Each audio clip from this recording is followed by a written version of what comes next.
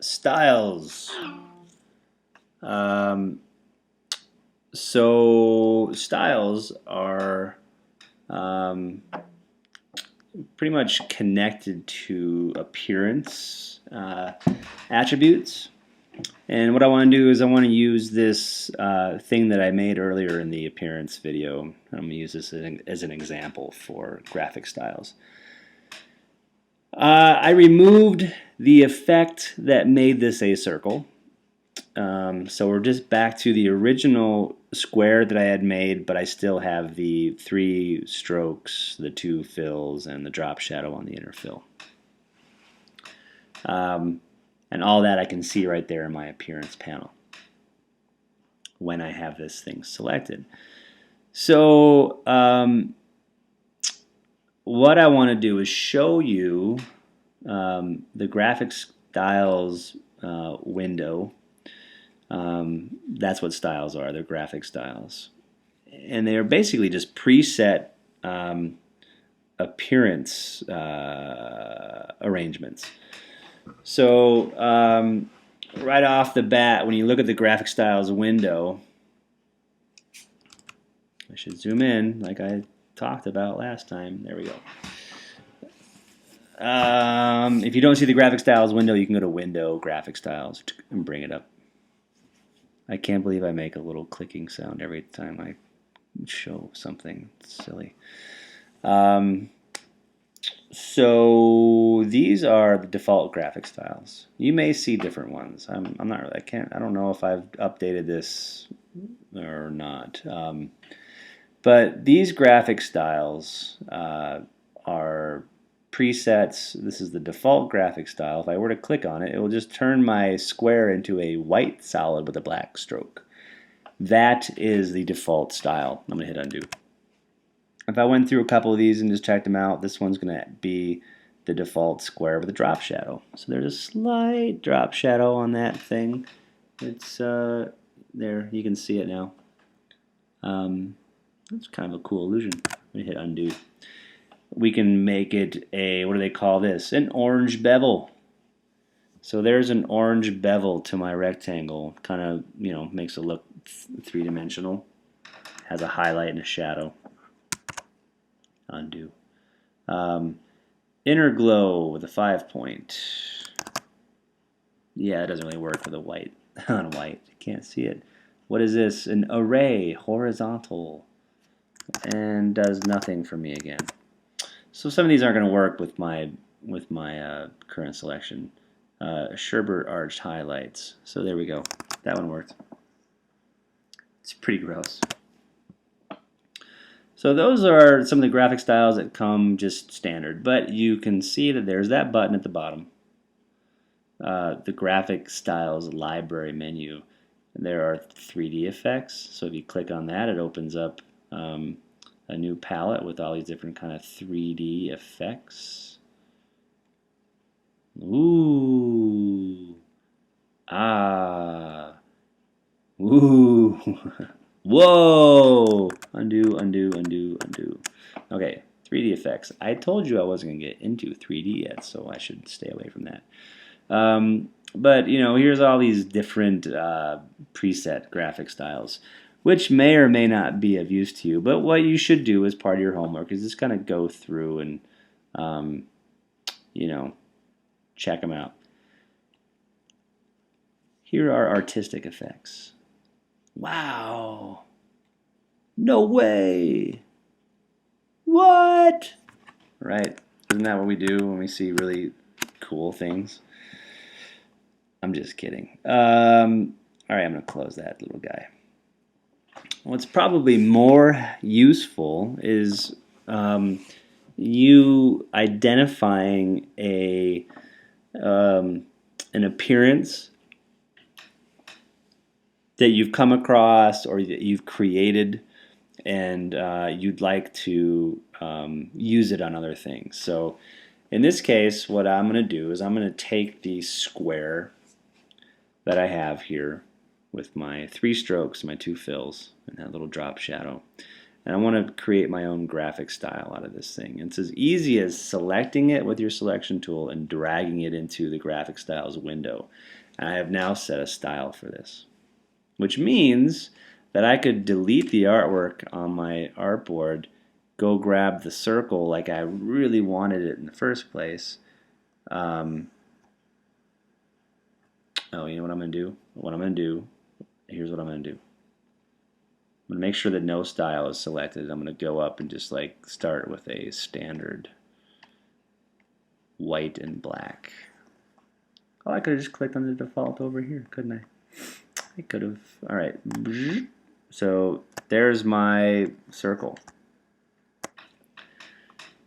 Now, if I want to create that effect that I did earlier, all I have to do is just click on the graphic style for it, and boom, there it is. Isn't that cool? So all that is doing is it's going over to the appearance window and it's adding the strokes, the fill,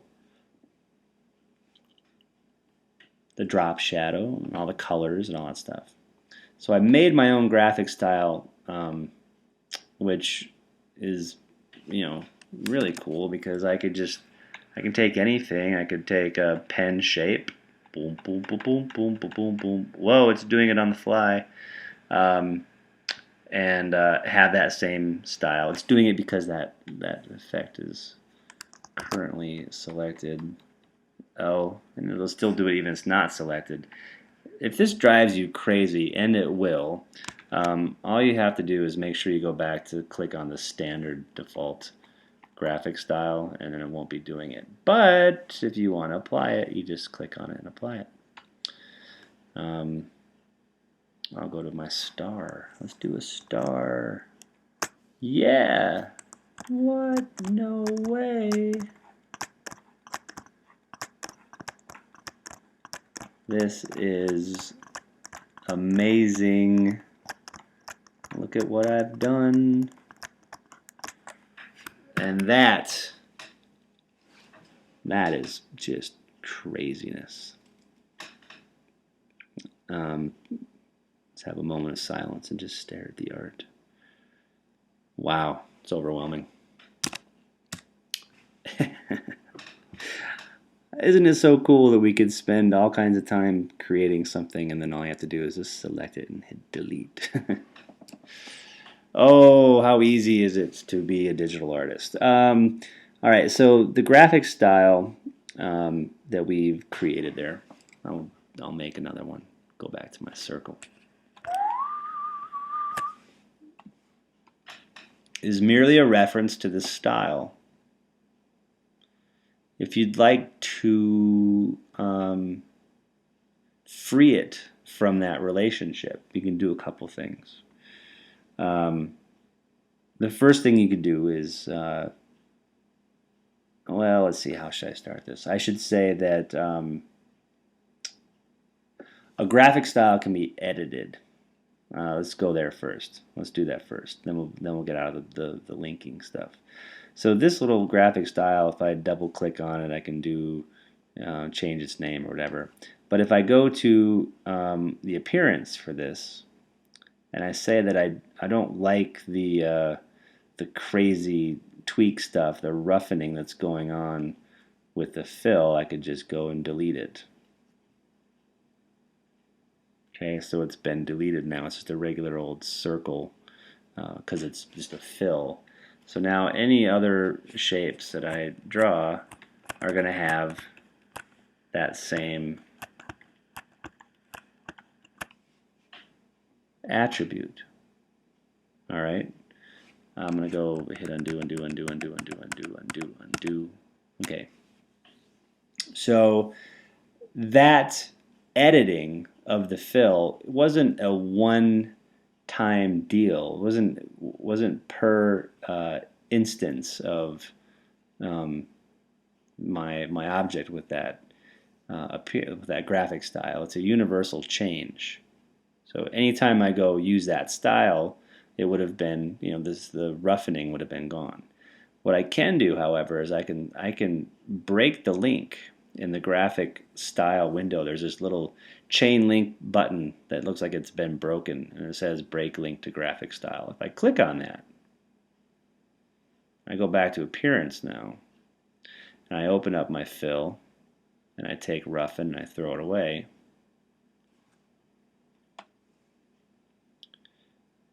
I still have that graphic style available, where if I were to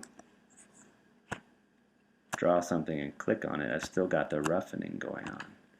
So these all have that same attribute of the roughen, but this one instance of a shape that I had originally assigned that style to, I broke the link, so it is now free. It's its own independent object with merely some appearance properties applied to it. But my graphic style still stands on its own, untouched, with a roughened, creamy middle. So that is graphic styles. And for your homework, you need to play around with the presets of graphic styles to check them out and see how you'll never probably use them. But then to create your own and try doing the whole breaking the link thing. Why am I having you do homework like this right now? Because we're coming up on midterms. And midterms means we're coming up on a midterm exam. And I'm going to be testing you on these things. You're going to have to show me that you can actually execute some of these techniques. So get good at it. Practicing makes perfect. This stuff here will not really won't really play a role in your assignment for this week. Your assignment for this week is kind of its own thing. But this is all important stuff to know as we just keep moving on in the design and illustration world here. So have a look in the assignment folder and see what's for dinner. All right, ciao.